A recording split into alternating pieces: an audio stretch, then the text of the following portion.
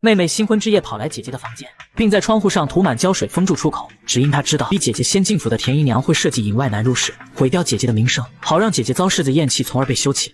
我的好姐姐，我看你这次怎么办？原来她本是重生之人，上一世她嫁给世子后，起初被先进府的田姨娘百般羞辱折磨，后又被世子无情的休弃，而姐姐嫁给的庶子最后却封侯拜相，成了诰命夫人。她不甘心姐姐过得比自己好，将自己的不幸全怪在姐姐头上，觉得是姐姐抢走了自己的气运。把我的资源还给我！把我的资源还给我！你放手！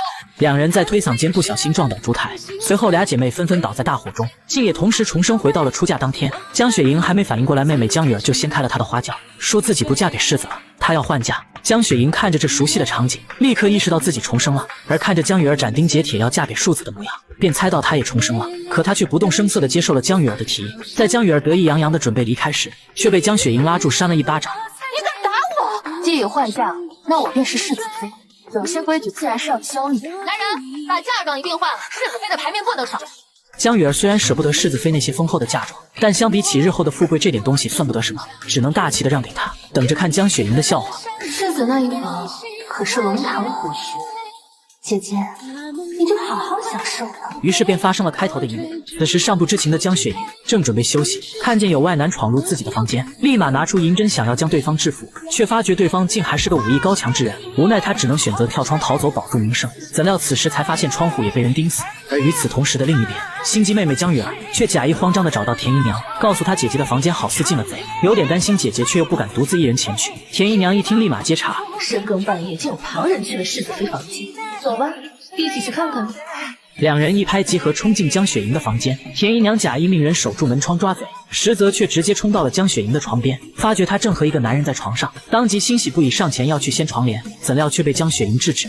世子在此，你们谁敢放肆？姐姐，你就别嘴硬了，赶紧给田姨娘道歉，否则你是要被沉塘的。来人，把我们这对奸夫淫妇卸到太君。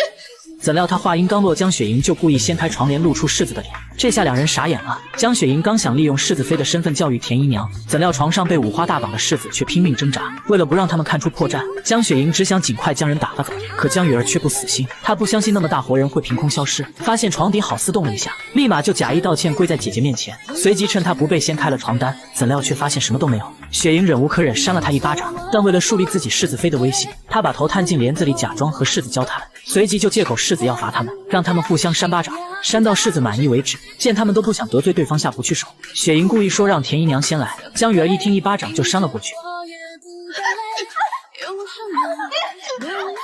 两人越打越用力，由此彻底闹僵。而等他们两人走远后，雪莹才慢悠悠地给世子松了绑。原来就在刚刚，她尝试跳窗离开却没成功，灵机一动，用一包蒙汗药将黑衣人药倒。可就在她准备将人塞进柜子里时，世子进来了。本想让他搭把手，可他却像个看客，没有丝毫要帮忙的意思。此时门口传来田姨娘贼喊捉贼的声音，雪莹只能对着世子就是一针，将他绑在床上好好利用了一番。为了给屡次陷害自己的妹妹一个教训，她故意暗示她，若不是当初你执意要还家，你现在的夫君可是你姐夫呢，那你该不会是忘了吧？江雨儿气得不行，可又碍于丈夫陆良在场不好明说，只能将这口气咽下。可雪莹却并不就此罢休，她特意找来了陆良曾经的外室，让他冒充丫鬟来送礼。果然，陆良在看见那张熟悉的脸时，再也坐不住了，躲在假山后和外室厮混了起来。随即，女人假借身体不适下去休息，走之前还意味深长地看了江雨儿一眼。江雨儿见陆良迟迟未归，心里忧心不已，害怕姐姐去勾引陆良，当即冲出去寻找。可雪莹却拦住了她，让她不要过去自取其辱。江雨儿不知晓与陆良苟且的另有其人，当即不顾她的劝阻，冲过去查看。陆良，怎么会是这样？江雨儿气得不行，立马和她的外室扭打在一起。陆良想拉开他们，怎料却被江雨儿不小心扇了一巴掌。这下他彻底怒了，一巴掌就将江雨儿扇在地上。一个婢女，你同她计较什么？这般善妒，怎配得上正妻之位？此刻江雨儿才知道，陆良的真面目竟如此不堪。江府江母闻声赶来，江雨儿立马委屈地扑在母亲身上哭泣。父亲叫嚣着让陆良给江家一个交代，可是他忘了这门婚事本就是他们江家高攀，所以陆良硬气地表示这是他们夫妻之间的事，不需要他这个长辈插手。江父江母气愤地离去，江雨儿跟在陆良后面哭哭啼啼。陆良忍无可忍，警告他再忤逆自己就去死。身后的雪莹看着他如今的模样，真是感觉大快人心。江雨儿还没缓过神来，心机田姨娘就幸灾乐祸地来看他笑话。对付江雪莹她不行，但是对付自负的田姨娘还是绰绰有余的。于是他故意告诉田姨娘，今日回门江雪莹带着小十一回去了。小十一还一口一个母亲的叫着她。田姨娘一听气得不行，于是便决定给雪莹一个教训。隔天雪莹在给祖宗敬香时，不小心让香掉落，丈夫便决定休了她。心机姨娘一听，赶忙暗示祖母，这是大不敬之罪，望祖母同意世子休妻。各怀鬼胎的众人纷纷等着看江雪莹的笑话，可江雪莹却一点都不着急。如此拙劣的手段，也敢当众算计我？指出自己来祠堂前只有刘嬷嬷接触过自己的手。刘嬷嬷本来还想狡辩，可雪莹却一把将她拉上前，拿着静香在刘嬷嬷的手上搓了几下，随即点燃，果然静香再次断落掉在地上。你故意撞到我，趁机在我身上抹了泥土，如此一来，我一点香便制造出所谓断子绝孙的不祥之兆。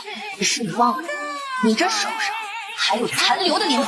得知真相的老太君刚想严惩刘嬷嬷，却被田姨娘打断，让她别误了静香的及时。雪莹当即猜到刘嬷嬷是田姨娘的人，而她没想到他们竟还有后手。她刚把香点上，祖宗的牌位就纷纷流出了血泪。这等不祥之兆不免让老太君也相信了她是不祥之人。世子一副看热闹的模样坐在台下，他倒想知道这个女人这次又有什么本事解围。雪莹看了一眼牌位，又看了一眼躲在一旁吃糖葫芦的小十一，便有了主意。你是十一吧？来，过来。帮我拿一下脚杯好吗？随即他跪在牌位前开始卜卦，询问祖先是否有人恶意陷害自己。在田姨娘看来，他简直就是在拖延时间。可谁知接下来他竟连卜3卦都是圣杯之象，这让本就迷信的老太君信以为真。殊不知雪莹故意让小十一帮自己拿教杯，是因为他将十一手上的糖浆抹在了教杯上，从而才能次次卜出好卦象。等老太君相信自己是被冤枉的后，便立马告诉老太君，这是有人将血包封在白蜡之中，涂抹在牌位上，白蜡受热融化，血包顺势流下，这才导致牌位流血的假象。世子上前查看了一番，也证实了雪莹的说法。雪莹趁机将此事算在刘嬷嬷身上，让她招出幕后指使。一旁的田姨娘慌得不行，立马先发制人，说刘嬷嬷背着自己诬陷世子妃。刘嬷嬷也顺势认下所有的罪责，可雪莹却不想就此放过田姨娘这个真正的幕后黑手。刘嬷嬷是田姨娘院里的人，上梁不正下梁才歪。祖母，这府中的家风得扶正一下。老太君一听觉得甚是有理，罚了田姨娘半年俸禄，并警告她再有下次就收回她的掌家权。怎料这句话却提醒了雪莹，自己刚入府，根基不稳，无人帮衬，只有尽快拿到掌家权，才能不受制于人。隔天他正和老太君商量管家权的事，而这一幕恰巧被妹妹看到。为了不让姐姐如意，他故意提议让姐姐带郡王府为长公主准备贺礼。本是才情出众，心思细腻，所谓的贺礼定能受长公主喜欢。雪莹知晓事出反常必有妖，于是便以怕出差错为由向祖母提议要带着她一起准备。祖母看着两姐妹妯娌和气，欣喜不已，实则两人各怀鬼胎。你想要掌家权，我绝不会让你如意。拉上你入局，出了事，谁都别想置身事外。晚上嬷嬷将放贺礼的箱子钥匙交予他们，江雨儿假意大度地表示姐姐是世子妃，定然是交给她保管，可却不动声色地将钥匙调换，随即又挑明了雪莹想拉自己入局的心思。如今我们姐妹二人福祸相依，我定不会给你添乱的。很快就到了长公主的寿辰。当雪莹打开箱子拿出衣服时，他们精心准备的羽衣鹤场上的羽毛到处飞洒不说，衣服更是烂了个巨大的洞。长公主当场发难于他们，雪莹赶忙表示自己能找出破坏贺礼之人，随即命人端上几盆水，告诉长公主她在锁上涂了特殊之物，但凡碰过香锁的人手上必留下痕迹，只要将双手置于水中便可看出。不如让妹妹先来吧。江雨儿顿时有些心慌，可当她把手放水里却没有任何变化，雪莹就知道她找好了替罪羊。很快那个替罪羊就被雪莹找了出来。江雨儿假意质问对方受谁的指使破坏贺礼，想让丫鬟趁机攀咬雪莹，从而衬托出她的识大体和雪莹的不合格。怎料老太君却生怕家丑继续发酵，赶忙命人将丫鬟押下去。可就算抓到了贼人，长公主却没了兴致，准备离开。雪莹赶忙叫住她，让她再给自己一次机会，移步花园。而等长公主来到花园，才发现那里竟放着一件完美无瑕的羽衣鹤氅。此礼象征着老太君与郡王府的心意，极为珍重。臣女担心有人会图谋不轨，特意制造仿品，并将真品藏于紫霄罐中，由道长祈福了12个时辰，方才呈现。此刻江雨儿才知道雪莹一直防着自己，但是她能留有后手，自己又何尝不能呢？